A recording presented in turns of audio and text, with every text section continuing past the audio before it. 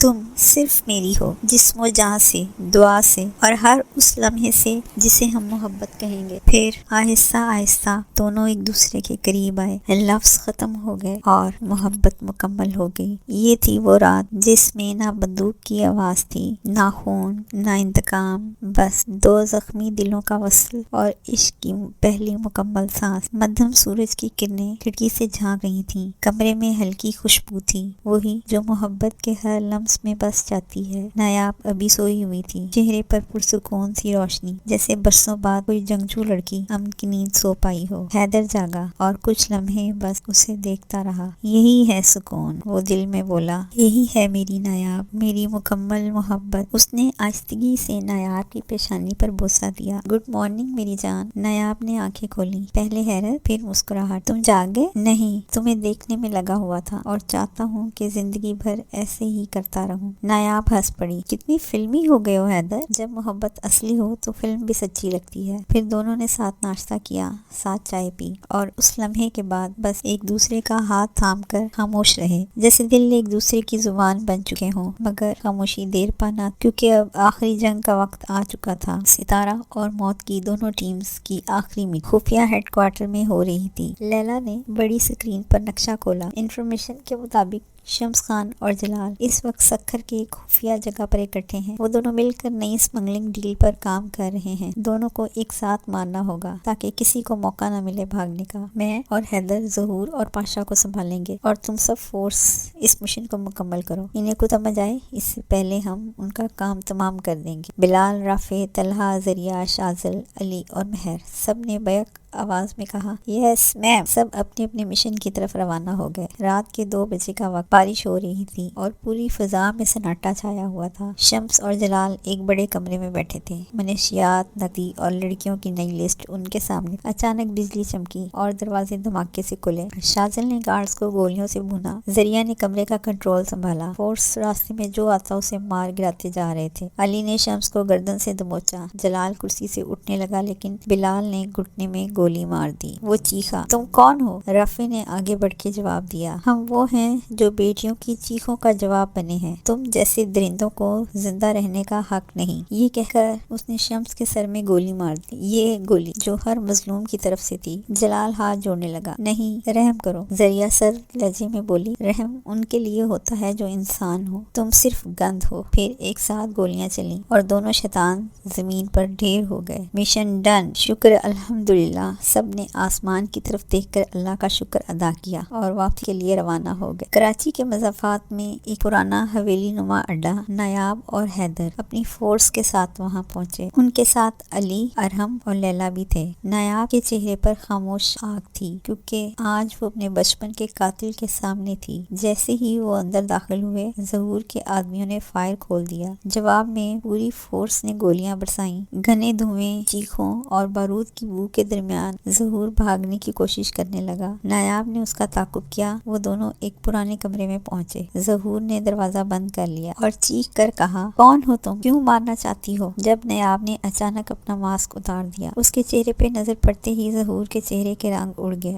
میں تمہارا چچا ہوں نایاب، میں تیرا چچا ہوں۔ چپ! نایاب کی آواز گونجی، چچا وہ ہوتا ہے جو بیٹی کو گود میں حفاظت دیتا ہے، نہ کہ اس پر نظر رکھے۔ تو صرف ایک درندہ ہے۔ نایاب نے اس کی ٹانگوں میں گولی مار دی۔ ظہور زمین پر گر کر تڑپنے لگا، مجھے مت مار، میں مر جاؤں گا۔ اچھا، مرنا آسان ہے، پر میں تجھے وہ موت دوں گی جس کی اذیت قبر تک تیرے ساتھ جائے گی۔ نایاب نے اسے زمین پر گھسیٹا اور تیز دھار چاقو سے کے دونوں ہاتھ کاٹ دیے۔ ظہور کی چیخیں پورے کمرے میں گونجی، مجھے معاف کر دو، میں تمہارا چچا ہوں۔ نایاب ایسی ہنسی کہ جسے دیکھ کر ظہور اور ڈر گیا۔ ظلم کا انجام ہمیشہ اندھیرا ہوتا ہے، مگر مظلوم کی آہ روشنی بن کر برستی ہے۔ ظہور معافی مانگتا رہا لیکن ستارہ نے اس پر رحم نہیں کیا۔ اس کی آنکھوں میں چاقو مارا، اس کے سینے پر گولی ماری، نہ تیز نہ فوری بلکہ دھیمی، لرزتی، اذیت بھری موت۔ یہ بدلہ ہے میرا اور ہر اس معصوم بچے کا جسے تو نے جنت سے نکال کر جہنم میں دھکیلا تھا۔ ظہور کا جسم کانپا اور پھر ساکت ہو گیا۔ نایاب کی آنکھوں سے آنسو بہہ کر گالوں پر پھیل گئے۔ یہ آنسو دکھ درد کے نہیں، خوشی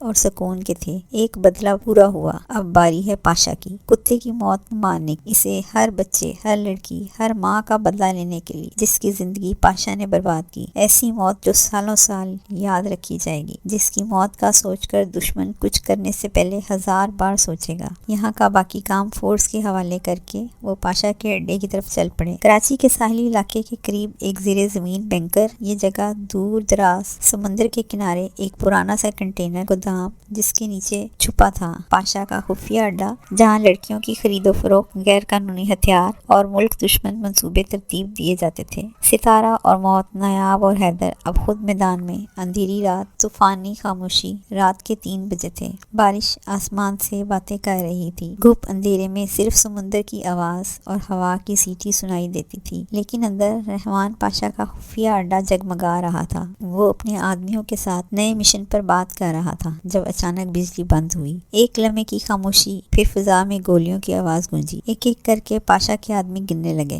گارڈز چیخے، کون ہے؟ جواب میں صرف 2 الفاظ آئے، ستارہ اور موت۔ نایاب اور حیدر اندر داخل ہوئے، لب خاموش، آنکھیں پرغضب اور چہرے پر وہ سکون جو صرف تب ہوتا ہے جب قاتل اور مقتول ایک دوسرے کے سامنے ہوں۔ پاشا نے آنکھیں پھاڑ کر دیکھا، کون ہو تم اور میرے پیچھے ہی کیوں پڑے ہو؟ ہم تمہاری موت ہیں۔ نایاب نے اپنا ماسک اتارا۔ پاشا کو وہ چہرہ جانا پہچانا لگا، لیکن اسے یاد نہیں تھا کہ وہ کون ہے۔ یاد ہو بھی کیسے سکتا تھا؟ جس نے ساری زندگی گناہ کیے ہوں، وہ کیسے بھلا کسی ایک کا چہرہ یاد رکھ سکتا ہے؟ نایاب شراز خان یاد ہوگا نا؟ پاشا آنکھیں پھاڑ کر دیکھنے لگا۔ کیا شراز خان؟ کون شہزاد خان؟ وہی شراز خان جو ملک کی حفاظت کرتا تھا، جو تم جیسے گناہگاروں کے راز ملک کے محافظ تک پہنچاتا تھا۔ وہی شراز جس کے گھر گھس کر تو نے اس کی آنکھوں کے سامنے اس کی بیوی کی عزت کو تار تار کیا اور پھر دونوں کو مار دیا۔ یہ کہنا نایاب کے لیے کہاں آسان تھا۔ سارے زخم، وہ خوفناک منظر، ماں باپ کا چہرہ، کیا کچھ نہ یاد آیا تھا، لیکن وہ کمزور نہیں پڑ سکتی تھی۔ میں ہوں نایاب شراز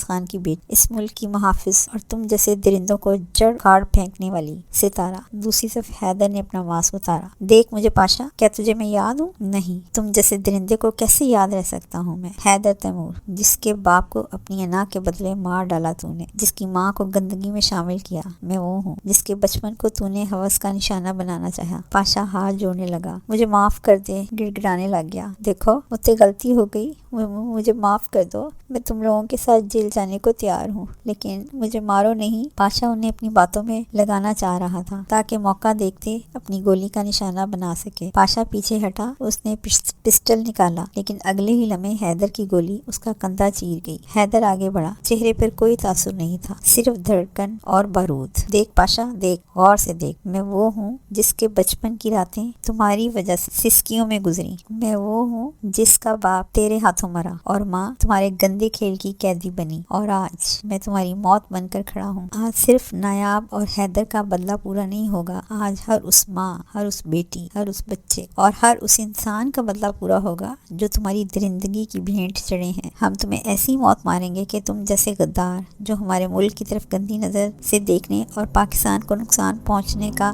سوچنے سے پہلے تمہاری موت یاد رکھ کے لوگ کانپیں۔ ہم تمہیں بنائیں گے عبرت کا نشان جو ہر اس شخص کے لیے ہوگا جو ہمارے ملک کا دشمن ہے۔ چلو باندھو اسے رسی سے، اور پھر فوری اسے زنجیروں سے باندھ دیا گیا جیسے وہ برسوں قید میں رکھتا تھا لڑکیوں کو۔ نایاب نے ایک چھوٹا چاقو نکالا، چہرے پر ایک عجیب خاموشی چھائی ہوئی تھی۔ یہ ہر اس چیخ کا بدلہ ہے جو میری ماں کی زبان سے نکلی اور تمہارے قہقہوں میں دفن ہو گئی۔ پاشا چیخنے لگا، نہیں پلیز نایاب، مجھے مت مارو، میں غلطی مانتا ہوں، مجھے چھوڑ دو۔ چھوڑ دوں؟ حیدر نے اس کے چہرے پہ تھپڑ مارا۔ میرے باپ کو تم نے مارا، تم نے چھوڑا تھا میرے باپ کو جب وہ سچ بول رہا تھا۔ نایاب، ہم تمہیں ماریں گے پر ایسے نہیں جیسے تم نے مارا، ہم تمہیں تڑپائیں گے، چکھائیں گے، ہر سانس میں موت کا ذائقہ دیکھ کر ماریں گے۔ کمرے کے چاروں طرف پیٹرول چھڑکا گیا۔ علی اور لیلا نے باہر کے راستے بند کر دیے، کوئی بھاگ نہیں سکتا تھا۔ آج جہنم اسی زمین پر اترنے والی تھی۔ نایاب نے مٹی کا تیل اپنے ہاتھوں سے اس پر پھینکا، لیکن اس سے پہلے وہ اس کے ہاتھ کاٹ چکی تھی جس سے اس نے نہ جانے کتنوں کی زندگی اجاڑی تھی۔ پاشا کی چیخیں، آہو پکار،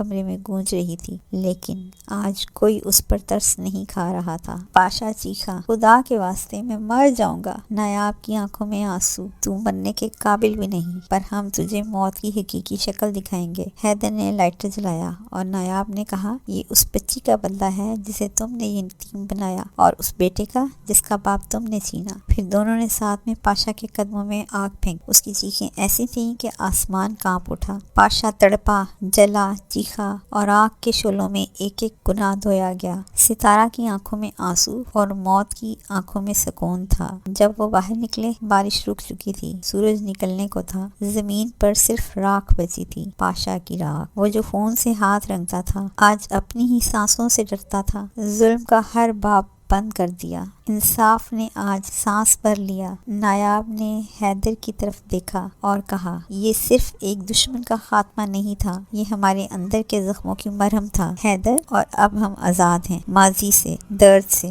صرف ایک دوسرے کے ہو کر۔ انہوں نے ایک دوسرے کا ہاتھ تھاما، قدم بڑھایا اور پیچھے چھوڑ دی وہ دنیا جہاں چیخیں تھیں، دھواں تھا اور ایک نام، رحمان پاشا، جو اب صرف راکھ تھا۔ صبح کی پہلی روشنی نے کراچی کے ہیڈ کوارٹر کو روشن کیا تھا۔ فضا میں سکون بھی تھا اور فتح کا غرور بھی۔ ستارہ اور موت کی دونوں ٹیمیں رات بھر دشمن کو جہنم واصل کرنے کے بعد اب خاموش قدموں کے ساتھ مرکزی ہال میں داخل ہوئیں، جہاں چیف خرقان احمد اور چیف برہان پہلے سے موجود تھے۔ سب اپنی اپنی نشستوں پر بیٹھے۔ کچھ خاموشی کو چیف خاقان کی مسکراہٹ نے توڑا۔ مبارک ہو میرے شیرو، ان کی گونجتی آواز نے فضا کو گرم کر دیا۔ ہم نے صرف مشن مکمل نہیں کیا ہے، ہم نے دشمن کی جڑ اکھاڑ پھینکی ہے۔ پاشا، شمس، جلال، ظہور، سب وہ سائے تھے جو برسوں سے ہمارے وطن پر چھائے ہوئے تھے، آج وہ مٹی بن چکے ہیں، پر یہ آپ سب کی قربانیوں،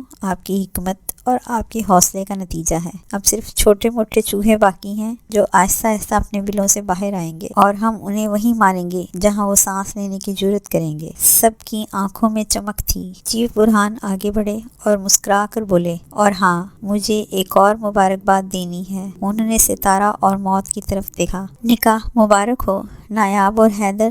سب ہال تالیوں سے گونج اٹھا۔ نایاب نے جھکی نگاہیں نیچی رکھیں، جبکہ حیدر کے چہرے پر وہ سرد سی مگر نرم مسکراہٹ ابھری جو صرف وہی جانتا تھا۔ تم دونوں نہ صرف ہماری ٹیم کے ستون ہو، بلکہ ایک دوسرے کا سہارا بھی ہو۔ اللہ تم دونوں کو سلامت رکھے اور تمہاری جوڑی ہمیشہ دشمن کے لیے قہر بن کر چھائی رہے۔ چیف برہان نے کاغذ پر دستخط کرتے ہوئے اعلان کیا، پوری ٹیم کو 10 دن کی چھٹی دی جاتی ہے۔ اپنے خاندان، اپنے پیاروں اور خود کے ساتھ وقت گزارو، تاکہ واپس آ کر نئے مشن کے لیے ذہنی اور جسمانی طور پہ تیار ہو سکو، کیونکہ پاکستان ابھی مکمل صاف نہیں ہوا۔ اجلاس کے بعد حیدر آہستہ قدموں سے چیف خرقان کے پاس آیا۔ چہرے پر سنجیدگی تھی، مگر آنکھوں میں ایک درخواست۔ سر، ایک گزارش ہے۔ کہو بیٹا۔ میں کراچی میں نہیں رہ سکتا، میرا گھر، میرا بزنس سب لاہور میں ہے، اور اب ستارہ، نایاب میری بیوی ہے۔ میں چاہتا ہوں میرے ساتھ لاہور کی ٹیم